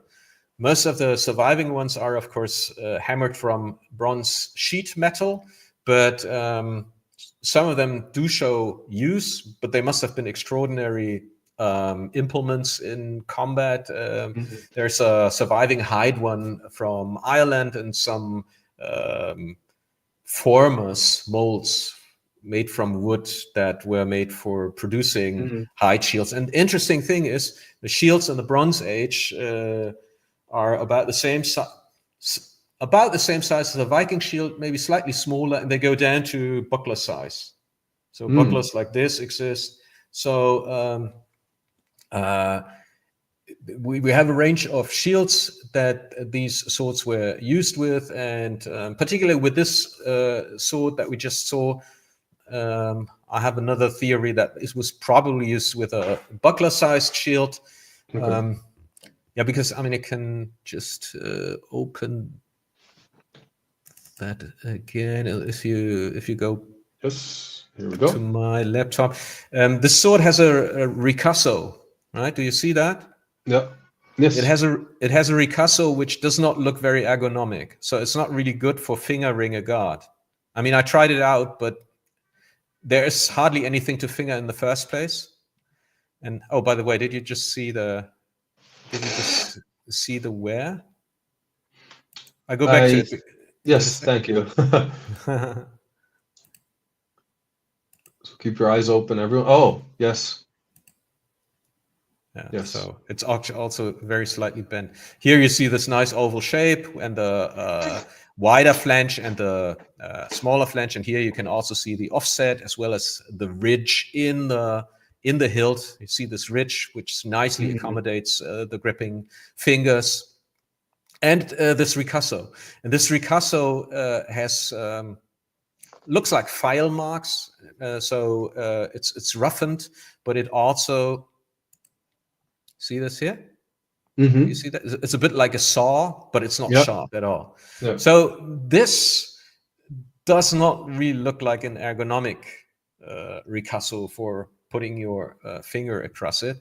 So my pet theory with this specific ricasso, and it's doesn't go for all the ricassos, because there are ricassos on Bronze Age swords which actually do improve the ergonomics of the sword. I can show you one later if you want to. But this one made me think of the time when I started using a sharp sword with my buckler. And at the time, I didn't have a steel buckler or a steel reinforcement on my buckler, but only a rawhide edge. Now, when we started using sharp swords with our organic shields, you could see that because we do a lot of these. I'm going to show you.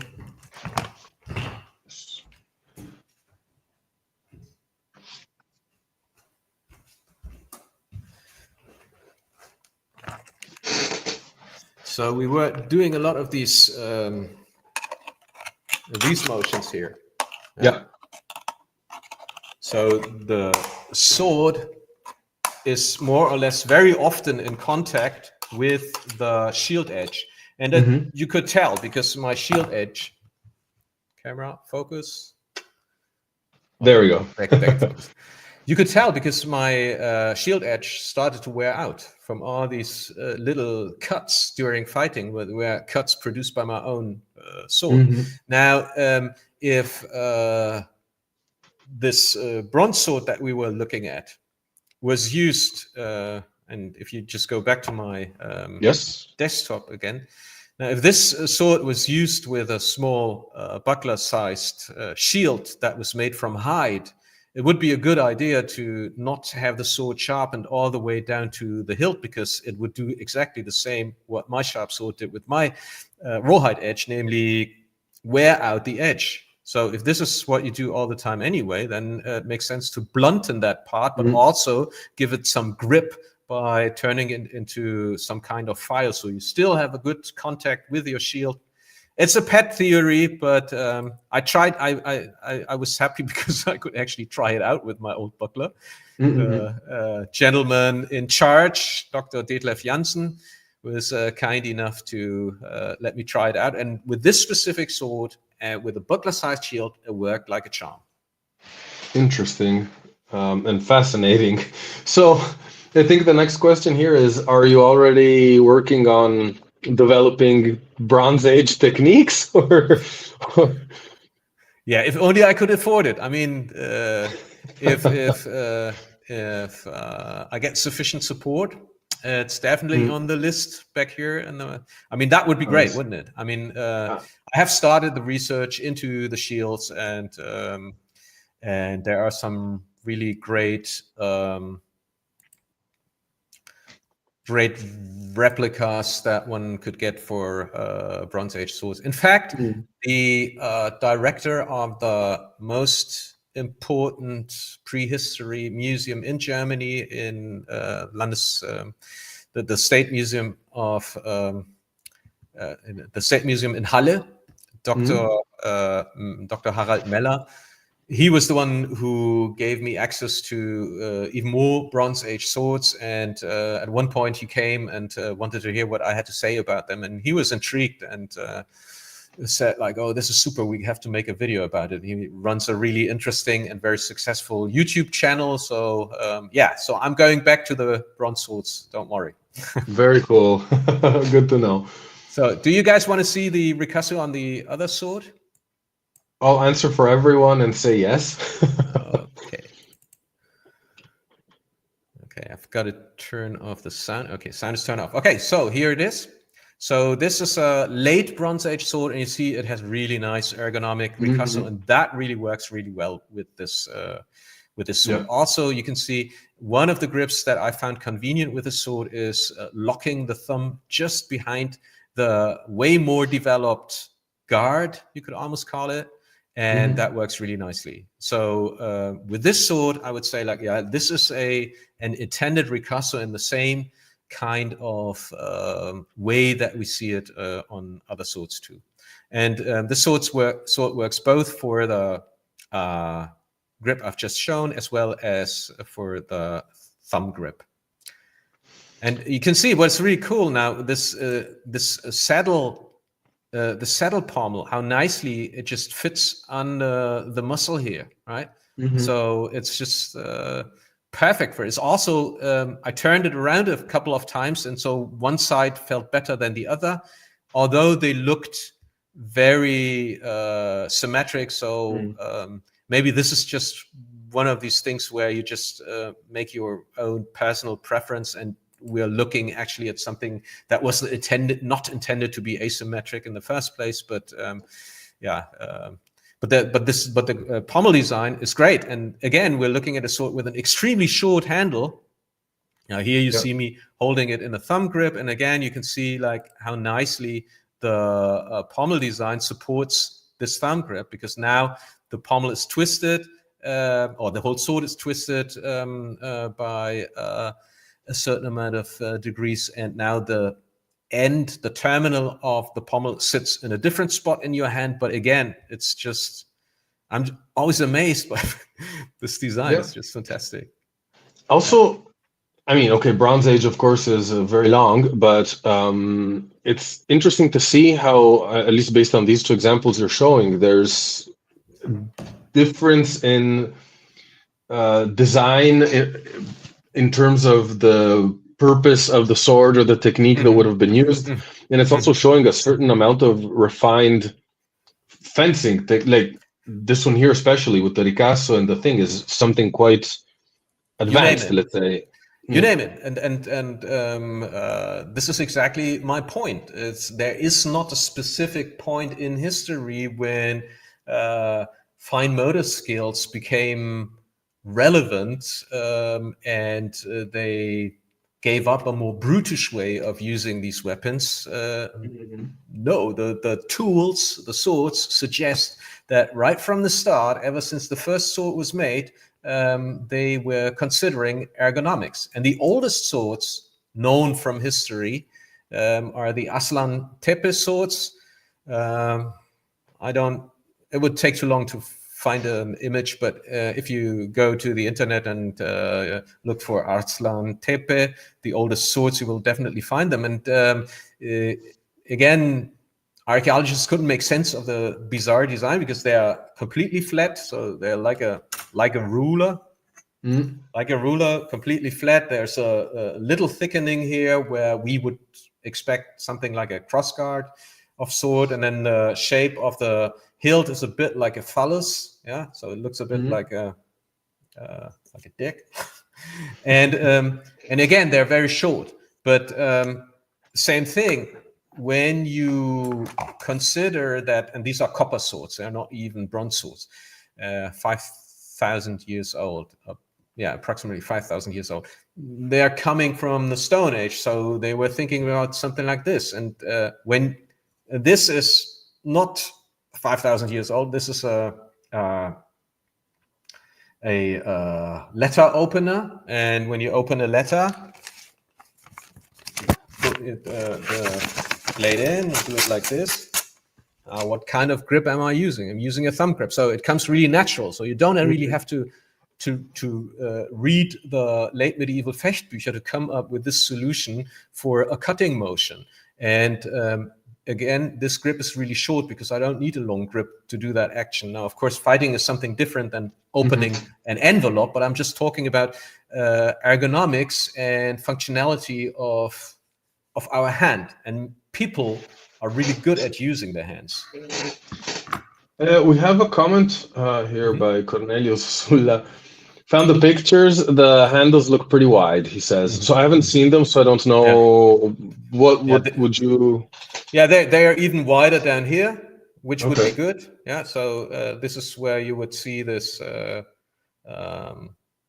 phallus shape.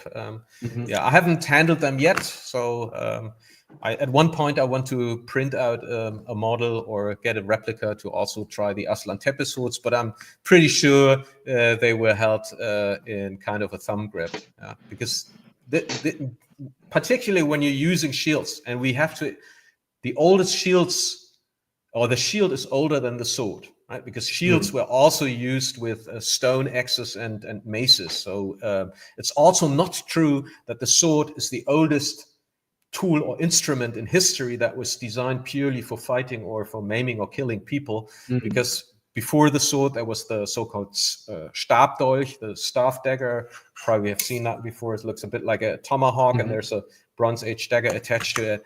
That was a weapon, and before that we had all kinds of specific maces and cudgels that are not good for hunting, but were developed at a point when we also see evidence for the first massacres or warfare. So that's Stone Age. And there is indication, like some decoration of a tomb where you see a stone axe and archery equipment, as well as the depiction of a shield. So shields are much older than swords. So also with the Aslan Tepe swords, we can assume that they were probably used in conjunction with some sort of shield.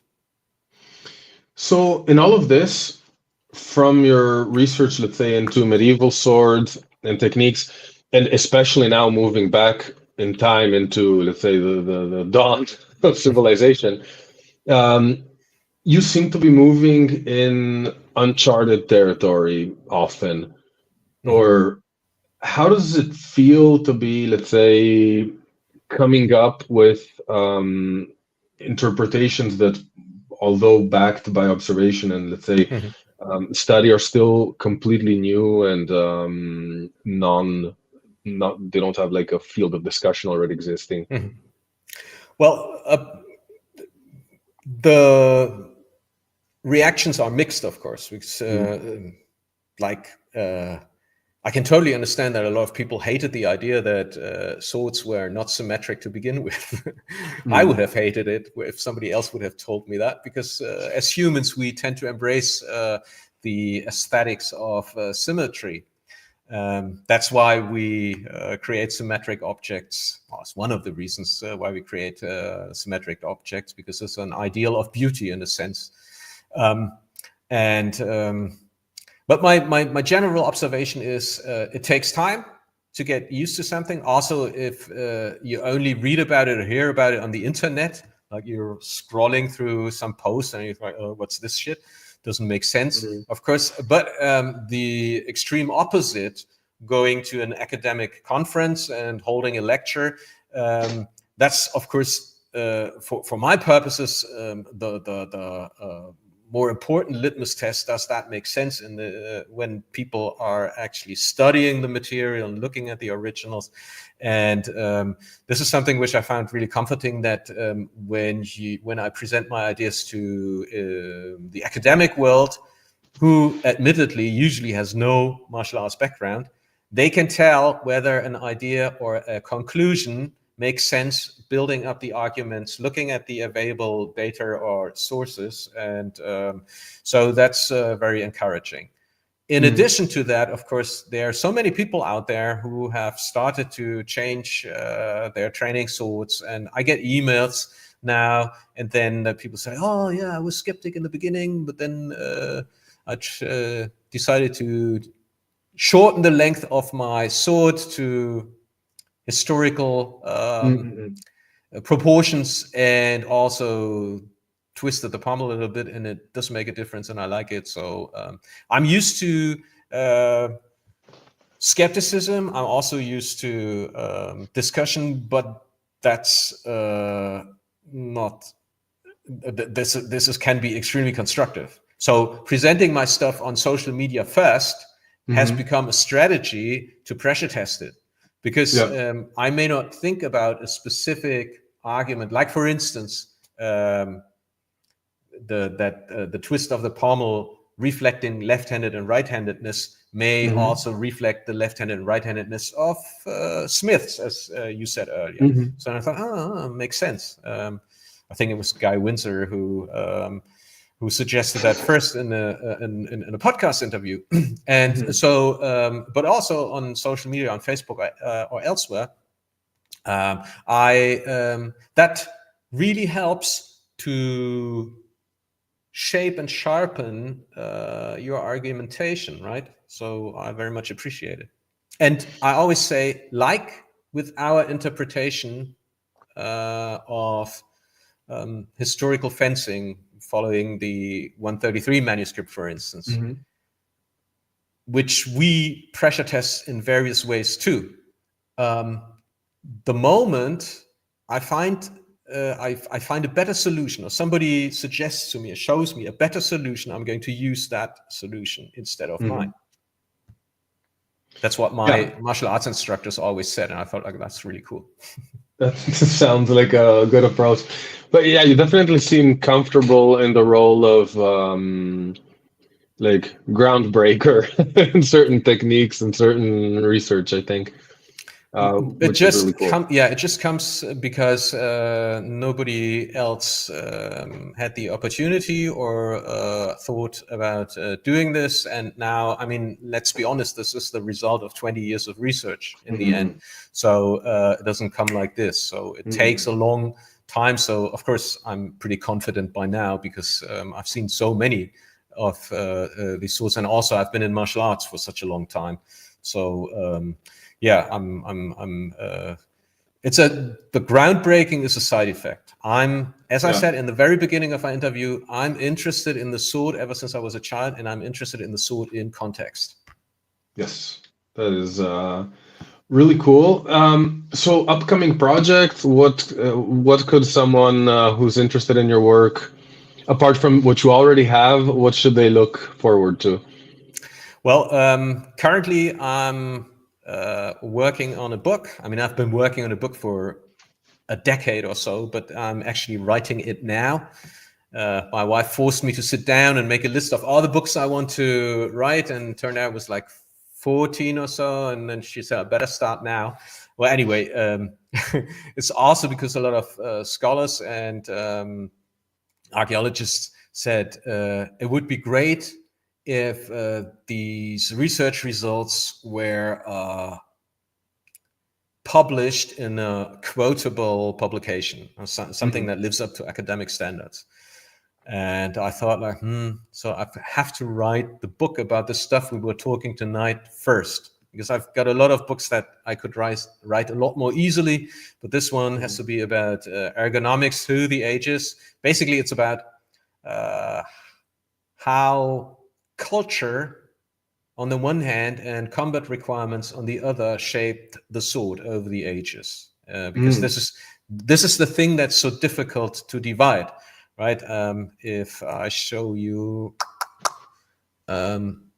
another strange sword like this one, if you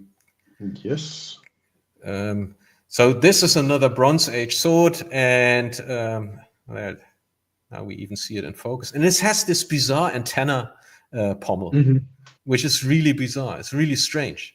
So, but when I picked it up, I just love this particular sword. It felt like it was made for me.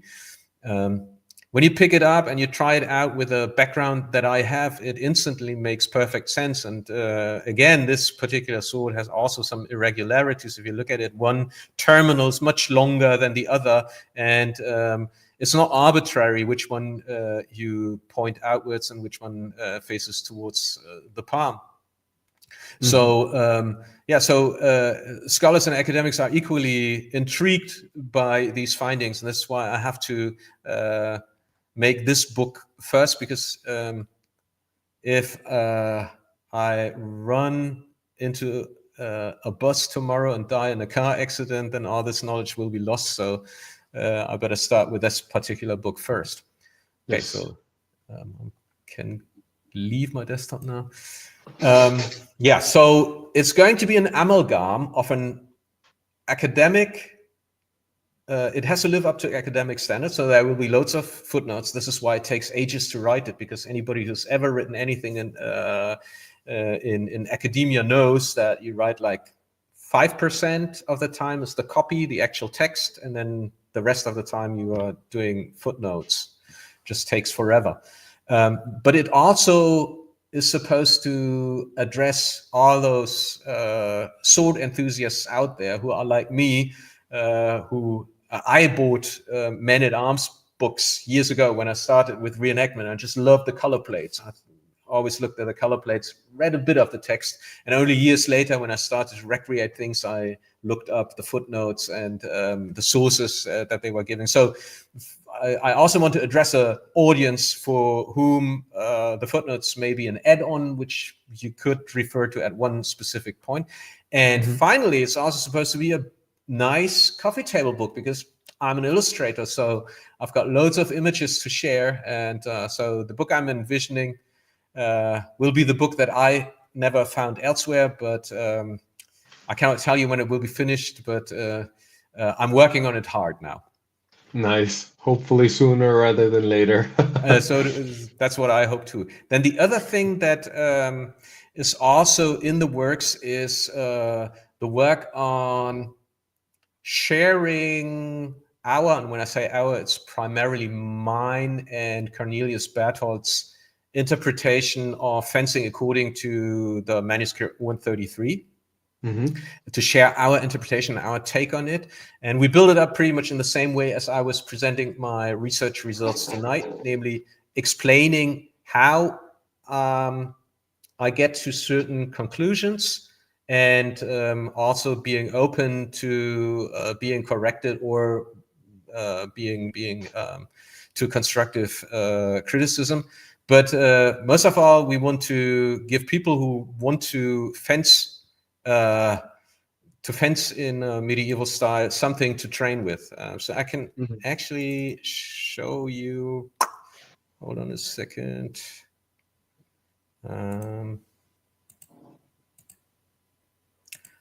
Okay, if you share my desktop now, video is going to start here. So if I don't know if you guys are familiar with online courses. During the pandemic, I was confronted with a concept. So if you find this style of fencing that we do appealing, or if you want to learn more about the context or about our interpretation, we have designed a series of online courses which provide material to train with for months, if not years. And it's built up very systematically. In the show notes, you'll find links, so you can actually go there. If this is something that you find interesting, maybe not now, but maybe in the future, go there, take a look. I do have a couple of special offers for you guys. So those who are really, really fast can actually get any material that we offer for a special discount just tonight, just for you, with 40% off the original price. The link is in the show note. If you need some more time to consider, there's another campaign running until next week with 25% off. It won't get better than that, if I may say that, but we will continue this work. Okay. So very thank cool. you. End of Yes. advertisement break. Thanks a lot. So definitely take advantage, everyone who's listening. And I think we have a few cool comments towards the end here. So Julian, very nice to hear. The Haitian machete fencing, probably we did talk about machetes a little bit. So thank you. Glad you enjoyed the talk. Yeah. Oh, get this book. If I only picked up this book recently, the Haitian machete fencing. There's a great book. It's called. Hold on. Nice. Another one to add to the library list.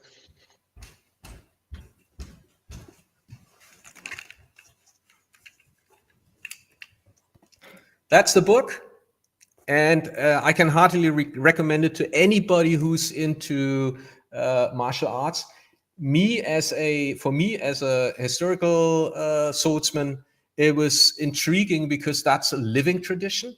So it's interesting to see how they train when the context is that you may possibly even get into a duel or a confrontation with sharp machetes. And it's intriguing because you could get a sense of an actual context. So there's spirituality, is that the word? Something that we don't have for the reconstructed sword arts. And what is also interesting is they don't teach how to actually cut with a machete. And the reason is because everybody from childhood on learns to cut with a machete in all kinds of angles and alignments. And I thought that was really intriguing to read, because this is material that we don't have in the historical sword fighting treatises from Europe. And one of the reasons may be that people were so more accustomed to using blades all day long that some of the basic stuff you wouldn't have to tell them. Like, they wouldn't need anybody to do research into ergonomics. They would just pick up this stuff correctly. That makes a lot of sense. Thank you, Delatrix, too. So he's happy to hear about book plan. We have one more comment by James Elmsley. So can't help think that ergonomic needs to also reference armor. We've been lucky enough to talk with Robert McPherson many times, and biomechanics in armor creation is crucial. Fascinating. Yeah, absolutely. Yeah. Uh, Also, guys, if I may say that, if you are interested in the book and you want to be notified when it actually comes out, or if you want to read more articles, I have a newsletter which goes out every 2 weeks. Go to my website, and there you can actually sign up for the newsletter. So if you're interested in that stuff, then just go there and sign up. And I also share a lot of the old blog posts online. So I'd be happy to have even more readers. Very cool. And then we had one last question by Cornelius Sula about wish you guys would offer military saber classes in your schools, but we already have a reply by you guys, essentially. Oh, okay, there you go. So exactly. So thank you again, Roland. It was a super interesting conversation. I enjoyed every second of it. So thank you everyone for joining in. Make sure you check out Roland's discounts for tonight and for the week, and stay tuned for the next episode. Thank you, everybody. and Thanks bye. for having me. Thank you for joining. Bye-bye.